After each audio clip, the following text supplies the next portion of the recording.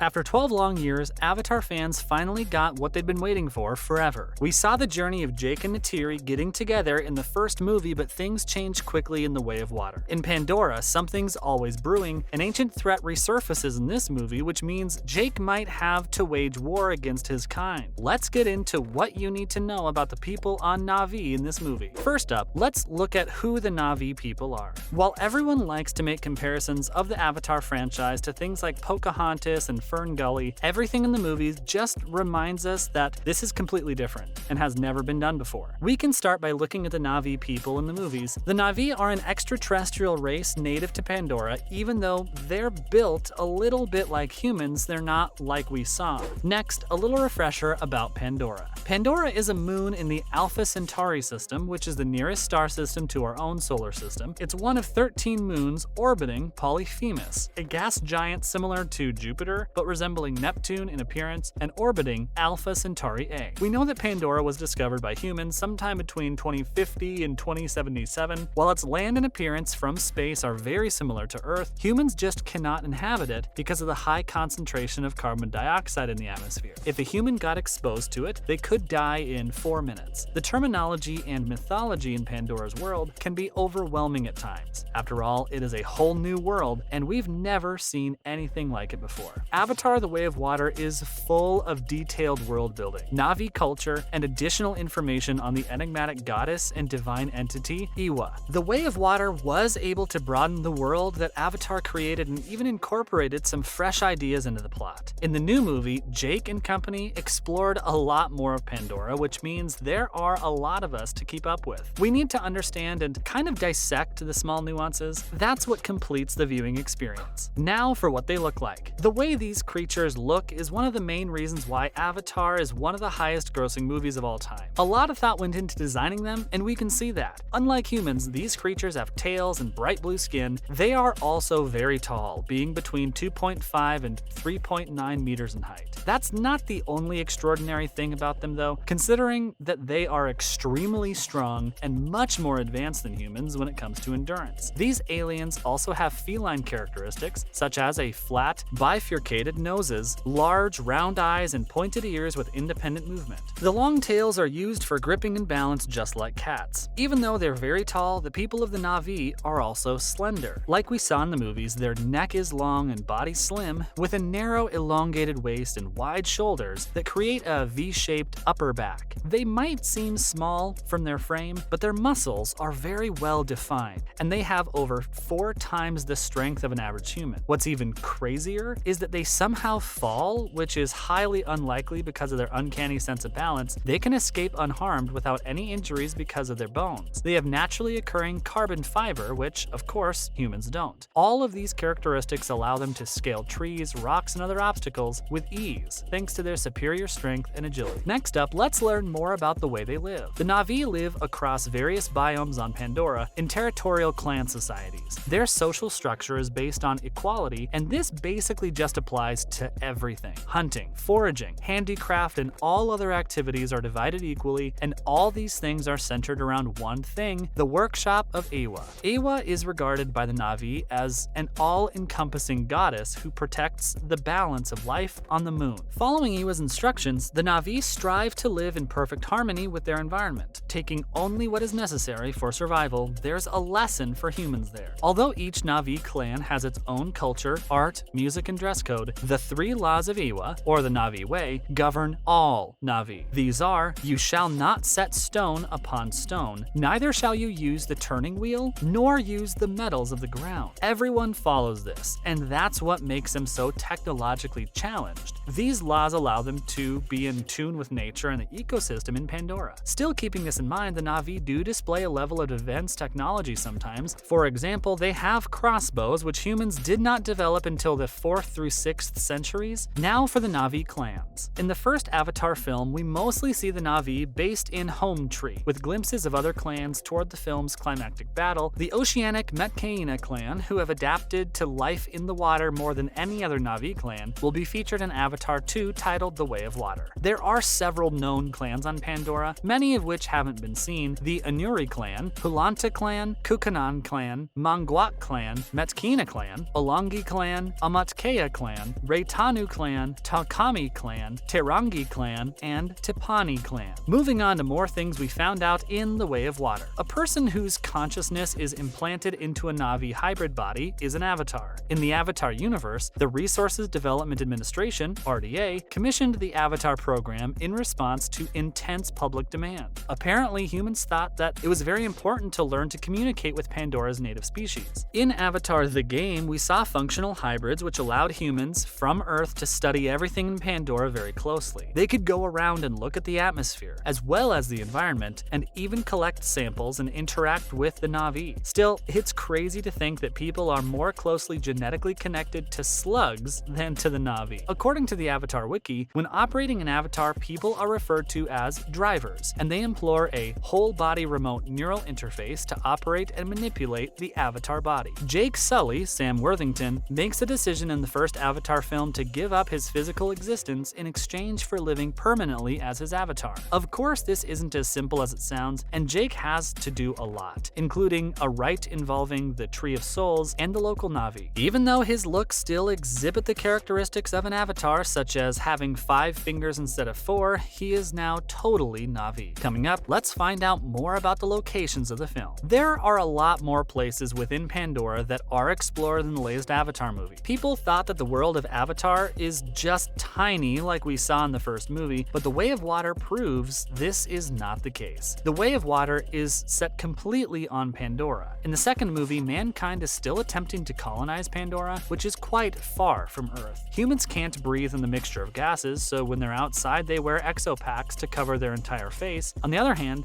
their exopacks are smaller for the Na'vi when they're somewhere where it's safe for humans to breathe. The clans of Omatakea and Metkayina are also explored in this movie. The Omatakea clan, often known as the Forest People, we're familiar with because we saw them back in 2009. Although the name of the forest where they lived is not mentioned, it's far from the Metkayina clan. The Metkayina clan, Na'vi animals or aquatic beings who live on a group of islands. Both tribes have certain sacred sites in the sea or the forest, such as the Memory Tree. We get to learn more about these places and people in this movie. Next, what do we know about the Na'vi language? The Na'vi language is truly a fully formed, rich, and complicated language. Just like any other that one may encounter in the outside world, the Na'vi words for hello, Kaltzi, how are you, Nguru Lu Pramon Sarak, and I see you, Oel Ngati Kamei, are frequently used in The Way of Water. Oel Ngati Kamei is a typical Na'vi greeting that we hear many times in the movie. As for Jake's name on Pandora, it's Taruk Matko, meaning Rider of the Last Shadow. These large creatures fly high in the movie and look pretty majestic, even if they're a bit scary. Jake got the title Taruk Mato because he's the only person who could finally tame, connect, and fly this beast. Let's move on to Eywa in The Way of Water. Even though she never appeared in The Way of Water, Eywa was talked about and mentioned way more. All Na'vi people refer to Eywa as the All-Mother, or a goddess who serves as their moral compass. When Na'vi people practice Tsahelu, especially near a sacred site like the Tree of Souls, it helps them feel closer to Eywa. The Na'vi hold the opinion that all energy is transitory, and that all living things are merely borrowing it.